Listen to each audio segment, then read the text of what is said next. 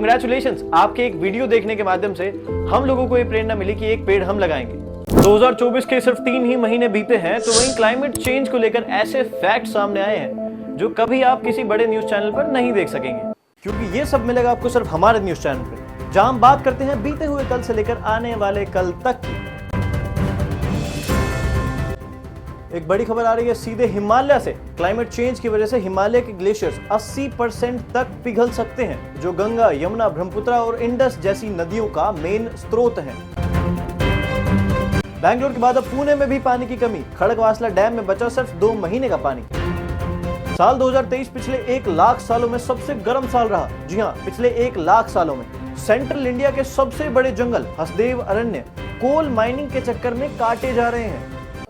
Tough job, सच बताना भी कितनी मुश्किल चीज है वैसे। अच्छा, अब ये जानकारी सुनने के बाद अपने आप से 2 सवाल पूछो कि क्यों मेन स्ट्रीम मीडिया के द्वारा आप तक ये जानकारी नहीं पहुंचाई जा रही।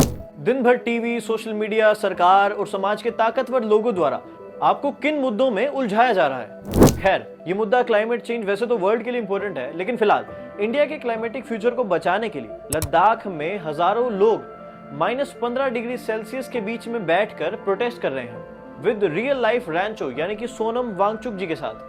अनशन का 3rd डे, चौथा दिन शुरू हो रहा है। 5वां दिन, 10, 11, 12, 13, 21st day of climate fast, जिन्होंने 21 दिन तक ये आमरण अनशन करा ताकि इनकी मांगे सरकार और नेशनल मीडिया तक पहुंचे।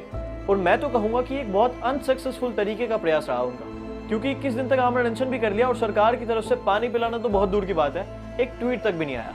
अब भले ही सोनम वांगचुक जी ने अपना 21 दिन का प्रोटेस्ट खत्म कर दिया हो, लेकिन उन्होंने कहा है पहला चरण जो अनशन का है 21 दिन का, उसका अंत है, मगर ये सिलसिला, ये आंदोलन का अंत नहीं है, एक नई शुरुआत है। कल से ही नए सिलसिले शुरू होंगे।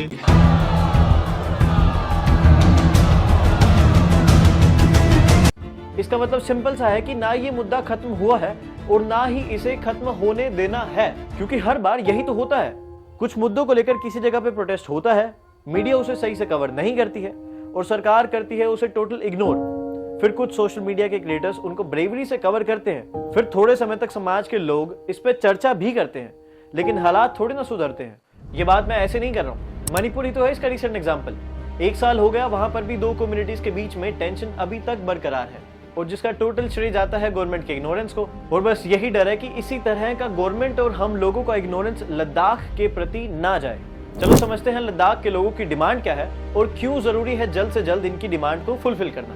और एक सोल्यूशन की भी बात करेंगे कि कैसे हम इस मुद्दे पर सोशल मीडिया का यूज करके ही एक पॉजिटिव इम्पैक्ट डाल सकते हैं, गवर्नमेंट और हम सब लोगों को भी अवेयर कर सकते हैं।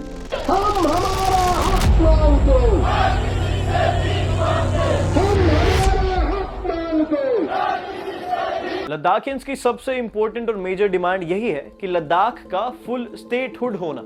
दरअसल 2019 में जब आर्टिकल 370 को रिमूव करा गया तो जम्मू कश्मीर और लद्दाख को 2 अलग अलग यूनियन टेरिटरीज में डिवाइड कर दिया गया। अब इंडिया में यूनियन टेरिटरीज भी 2 तरह की होती है, एक विद लेजिस्लेचर और एक विदाउट लेजिस्लेचर। अगर हम एग्जाम्पल की बात करें तो विद लेजिस्लेचर का प्राइम एग्जाम्पल दिल्ली है, जहां पर विधानसभा भी है, लोग अपने अपने लोकल एमएलए को चूज करके एक सीएम बना सकते हैं, सेम एज जम्मू कश्मीर। और वहीं लद्दाख में ऐसा कुछ भी नहीं है। लद्दाख एक यूनियन टेरिटरी है विदाउट लेजिस्लेचर, मतलब वहां के लोग लोकली अपनी गवर्नमेंट फॉर्म नहीं कर सकते, कोई चीफ मिनिस्टर नहीं होता। लद्दाख बेसिकली कंट्रोल होता है सेंट्रल गवर्नमेंट के द्वारा। लद्दाख के लोगों का कहना है कि लद्दाख एक ऐसा सेंसेशनल एरिया है जहां पर लोकल गवर्नमेंट होना बहुत जरूरी है। जहां पर लोकल गवर्नमेंट होगी तो लोकल लोगों के इश्यूज को समझ के ही पॉलिसीज बनाई जाएंगी।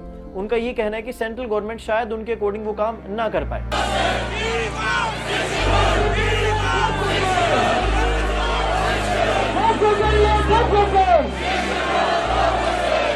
और उसके बाद इनकी मेजर डिमांड ये है कि संविधान के 6ठे शेड्यूल में इनको ऐड होना है। क्यों? क्योंकि लद्दाख में 97% पॉपुलेशन शेड्यूल्ड ट्राइब की है, यानी कि ट्राइबल लोगों की 97% वहां पर आबादी है। इसके बाद भी लद्दाख को शेड्यूल एरिया का दर्जा अभी तक नहीं दिया गया है और यही उनकी डिमांड है कि लद्दाख को कॉन्स्टिट्यूशन के 6th शेड्यूल के अंडर रखा जाए। और भी उनकी कुछ मेजर डिमांड्स हैं, जैसे कि लोकसभा में अभी 1 ही एमपी है पूरे लद्दाख की तरफ से, वहां 2 होने चाहिए। राज्यसभा में तो 1 भी एमपी नहीं है लद्दाख की तरफ से। और क्लाइमेट को लेकर सबसे बड़ी बात यह है कि वहां पर हो रही इलीगल माइनिंग को रोकने के लिए प्रोविजंस लाए जाएं। क्योंकि सोनम वांगचुक का कहना है कि लद्दाख एक बहुत ही इकोलॉजिकली सेंसिटिव एरिया है और वहां पर जिस प्रकार से माइनिंग अभी हो रही है सिर्फ लद्दाख के लिए नहीं बल्कि पूरे भारत के क्लाइमेटिक फ्यूचर के लिए सही नहीं होगा। और मणिपुर में भी जो हिंसा का कारण है वो कहीं ना कहीं इलीगल माइनिंग ही है। ये ओवर माइनिंग की वजह से ही हम सब ने छत्तीसगढ़ में हसदेव फॉरेस्ट को खत्म होते हुए देखा, जोशीमठ का ऐसा हाल देखा। इसी से लद्दाख और देश को बचाने के लिए लद्दाख के लोग कई महीनों से प्रोटेस्ट कर रहे हैं, जिसका साथ हम एज ए इंडियन सबको देना चाहिए। जितना ज्यादा हम इस मुद्दे को लेकर सोशली एक्टिव रहेंगे, सरकार के ऊपर उतना ज्यादा ही प्रेशर बनेगा। और ज्यादा प्रेशर बनाने की इसलिए जरूरत है क्योंकि नेशनल मीडिया भी हमारे खिलाफ ही खड़ी है एक तरह से। अगर आपने ये वीडियो अभी तक देखा है तो सबसे पहले तो thank you so much, it means you really care about our climate. तो इसी वीडियो के रिगार्डिंग हमारी टीम ने पहले ही ये डिसाइड कर लिया था कि जितने इस वीडियो पे व्यूज आएंगे उतने ही हम लोग पेड़ लगाएंगे। तो कांग्रेचुलेशंस, आपका एक वीडियो देखने का मतलब समझो कि आपने एक पेड़ लगा दिया। ऐसे ही आप और लोगों को भी ये वीडियो भेज के और ज्यादा पेड़ बढ़ा सकते हैं। तो ज्यादा से ज्यादा शेयर करना इस वीडियो को। Thank you so much for watching and do subscribe our channel.